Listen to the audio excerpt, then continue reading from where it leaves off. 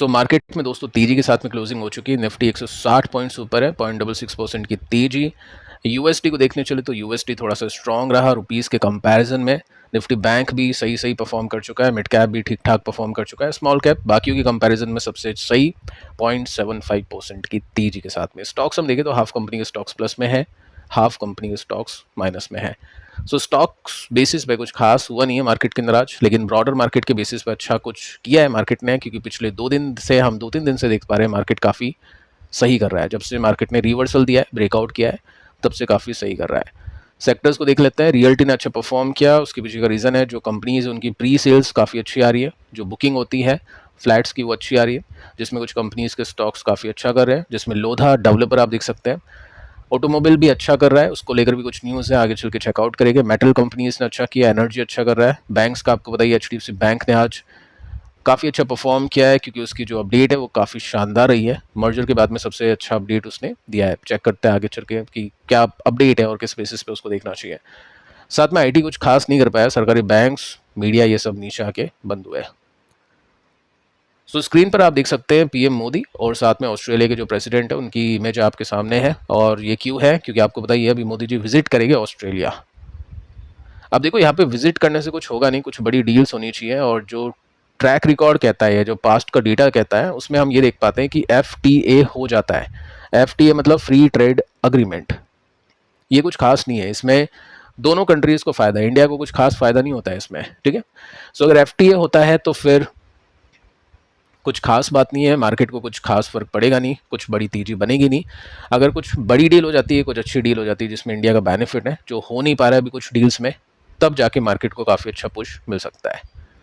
Update आती है कि इंडिया ऑस्ट्रेलिया फाइनलाइज करेगा uranium supply deal. Uranium supply deal, अब जैसे यूरेनियम का नाम हम सुनते हैं तो हमको न्यूक्लियर वेपन की याद आ जाती है। जितना अपन अभी ये देख पा रहे हैं, वॉर की न्यूज़ कवर कर रहे हैं, तो उसके बेसिस में यही दिमाग में आता है। लेकिन दोस्तों यूरेनियम काफ़ी और भी काफ़ी सारी चीज़ों के लिए यूज़ लिया जाता है। फर्स्ट है एनर्जी, जिसमें इलेक्ट्रिसिटी जो बिजली बनती है उसके अंदर। उसके बाद में जो कैंसर जैसी भारी भयानक बीमारियां होती हैं उसके इलाज के अंदर जो रेडियोथेरेपी होती है उसके अंदर भी उसको यूज़ लिया जाता है। इंडिया यूरेनियम बाय करेगा अपनी एनर्जी सिक्योर करने के लिए, ठीक है। तो ये अच्छी खबर है। न्यूक्लियर पावर प्लांट को चलाने के लिए यूरेनियम चाहिए होता है, तो वो ऑस्ट्रेलिया सप्लाई करेगा, जिससे अपनी जो डिपेंडेंसी है इंपोर्टेड ऑयल, कोल, इस पे कम होगी। जो बिल है अपना एक्सपोर्ट इंपोर्ट का वो कम होगा, अच्छी बात है।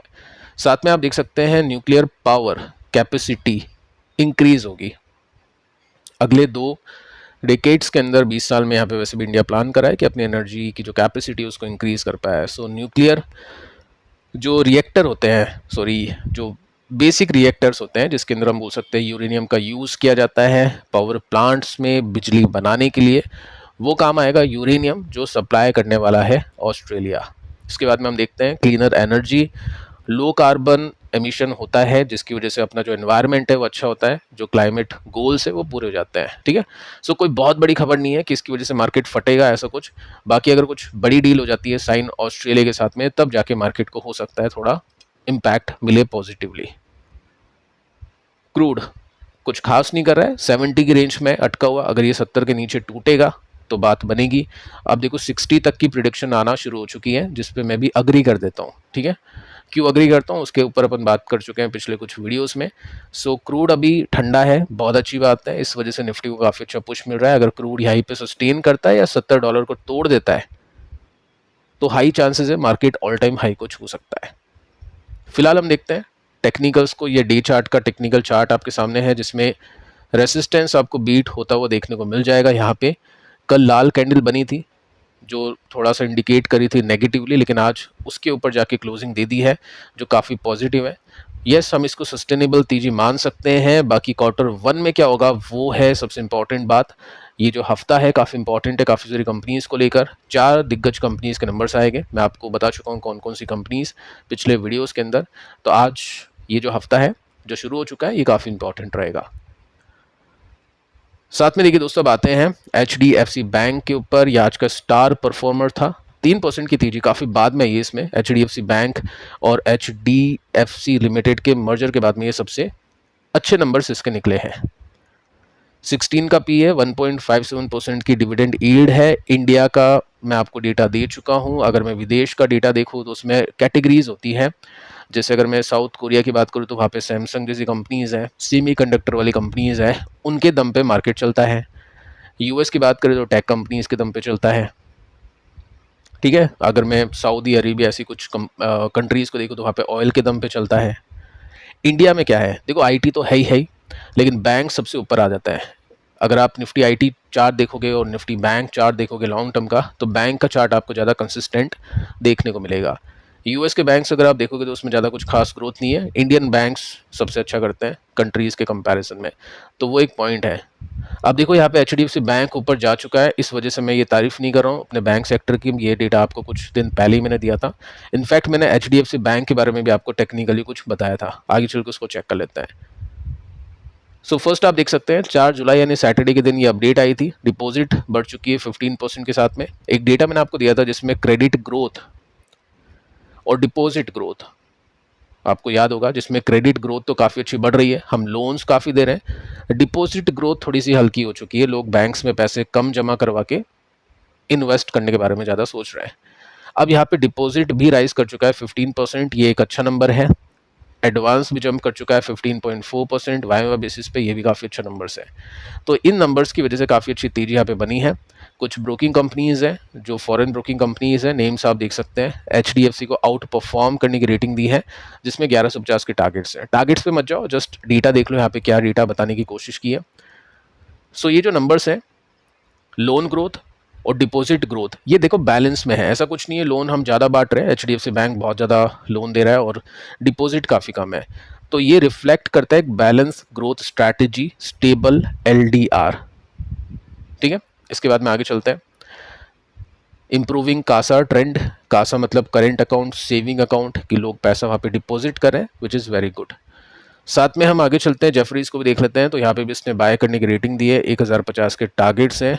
यहाँ पे भी मेंशन कर रखा है कि बैंक आउट परफॉर्म कर रहा है सेक्टर को, डिपॉजिट अच्छी आ रही है, लोन ग्रोथ भी अच्छी है, कोई दिक्कत यहाँ पे नहीं है। ठीक है, तो इस वजह से कंपनी का स्टॉक आज चल चुका है। सो आज जैसे ही मार्केट ओपन होता है 9:28 पर एक बड़ी ब्लॉक डील हो जाती है, जिसमें 81 करोड़ रुपीस का माल उठाया 815 रुपीस के प्राइस पे, और उसके बाद में आई थिंक स्टॉक ऊपर गया है। ये डेटा मैंने आपको दिया था कुछ दिन पहले।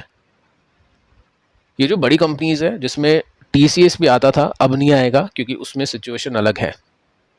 बड़ी कंपनीज इन द सेंस की एचडीएफसी बैंक, रिलायंस, HUL, उसके बाद में TCS, ये 3-4 कंपनीज है। ये ऐसी कंपनीज अगर इनके स्टॉक्स नीचे गिरते हैं, सपोर्ट बनाते हैं, तो वहाँ पे काफ़ी अच्छी ग्रोथ मिल सकती है। जैसे आपको पता होगा, एक डेटा मैंने आपको दिया था, जैसे यहाँ पे स्टॉक गिरने के बाद में ये नॉइस क्रिएट करता है, ये बेस बनाने की कोशिश करता है। कितना गिरा था? 26%, उसके बाद में तेजी गई। 1 साल लगेगा, देखो टाइम लगेगा इन सब चीज़ों में। अगर आप देख पा रहे हो नीचे ये 2000 कितना है, ईयर भी देखते जाओ साथ में। ठीक है, यहाँ पे 22% गिरा था, लेकिन जो भी इन्वेस्टर डिप पे बाइंग करेगा इन कंपनीज में, चांसेस आर हाई, मैं ऐसे नहीं बोल रहा हूँ आपका 100% प्रॉफिट होगा, चांसेस हाई होते हैं ऐसी कंपनीज में रिटर्न्स आने के। अभी यहाँ पे कितना गिरा हुआ है? 29%। अभी नहीं है, गिर चुका था 29%, और ये नॉइस आपको यहाँ पे देखने को मिल रही है, ये बेस बन रहा है इसका। पहले भी आपको ऐसे कुछ बेसेस मिल चुके हैं। उसके बाद में क्या होता है, एकदम से नहीं होगा, टाइम लगता है, हो सकता है 6 महीने लगे, हो सकता है साल लगे, लेकिन रिटर्न्स आ जाते हैं अगर कंपनी अच्छा परफॉर्म करती है तो। अब 2 चीज़ें देखनी होगी आपको क्वार्टरली रिजल्ट के अंदर। पहला आपको फंडामेंटल देखना है, यानी रिजल्ट कैसे आ रहे हैं, नंबर्स कैसे आ रहे हैं। उसके बाद में आपको टेक्निकल देखना है। तो फंडामेंटल यानी नंबर्स अच्छे हैं, टेक्निकल भी आप देख सकते हैं, आज इसमें एक ब्रेकआउट हो चुका है, ये भी अच्छा है। तो ये हम बोल सकते हैं बेस बन चुका है, यहाँ पे एक अप ट्रेंड की एक्सपेक्टेशन की जा सकती है। ठीक है, तो उसके बेसिस पे आपको चीज़ों को समझना है। मैं आपको एक और कंपनी दिखा देता हूं जिसका नाम है डिक्सॉन। 6-7% की तेजी इसमें बनी है, और इसमें भी आप देखोगे तो 49 का पी अब काफ़ी कंफर्टेबल हो चुका है पहले के कंपैरिजन में। अब इसको भी ध्यान से समझना। देखो हुआ क्या था, 30 जून को एक न्यूज़ आती है जिसमें CNBC टीवी बोलता है कि हमको सूत्रों के हवाले से ऐसी खबर लगी है कि कंपनी का जॉइंट वेंचर वीवो के साथ में हो जाएगा। सरकार फाइनल स्टेज में है इशू करने के लिए अप्रूवल लेटर डिक्सॉन को।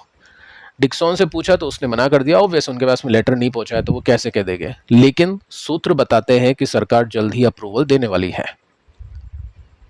इसी के बाद से तेजी बनी है, और यहाँ पे आप देख सकते हैं 1 जुलाई को फिर न्यूज़ आती है, इन्वेस्टेक करके कंपनी है जिसमें टारगेट अच्छे खासे दिए हैं 14,500 के। रीज़न बता दिया है कि वीवो जॉइंट वेंचर की अपसाइड आपको मिलेगी, एक्सपोर्ट बढ़ेगी इस वजह से, ठीक है, ये सब चीज़ें आपको मिलेगी। उसके बाद में आज के दिन 6 तारीख को आप देख सकते हैं सुबह सुबह एक और न्यूज़ आती है इन्वेस्टेक की तरफ से, जिसमें 16,200 के टारगेट है, यानी टारगेट 14,000 से बढ़ा के 16,000 कर दिए हैं। और रीज़न क्या है, वही जॉइंट वेंचर और साथ में H2 अर्निंग्स यानी सेकेंड हाफ की जो अर्निंग्स है वो बहुत ही अच्छी आने वाली है, ठीक है।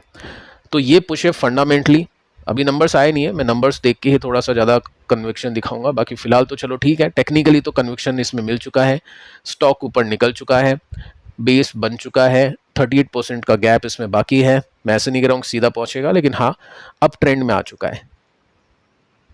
सो यहाँ पे आप देख सकते हैं जब स्टॉक गिर रहा था, लोअर लोज लगा रहा था, तब यहाँ पे लोअर लोज लगना बंद हो गए थे। उसके बाद में बॉटम ऊपर शिफ्ट होना शुरू हो गए, रेसिस्टेंस ऊपर शिफ्ट होना शुरू हो गया, ठीक है। तो अप ट्रेंड के अंदर स्टॉक निकल चुका है, लेकिन क्या है बीच बीच में ऐसे करेक्शंस आते हैं, वहां पे लोग अपॉर्चुनिटीज देखेंगे। ऐसा नहीं है कि टॉप पे ले लिया फिर उसके बाद में करेक्शन तो पेंडिंग है छोटा मोटा, वो तो आएगा ही, बट जो ट्रेंड है ना वो चेंज हो चुका है। एक बार आप ब्रॉडर ट्रेंड पहचान लोगे टेक्निकली फंडामेंटली, तब जाके काम आपका काफ़ी ज़्यादा आसान हो जाएगा।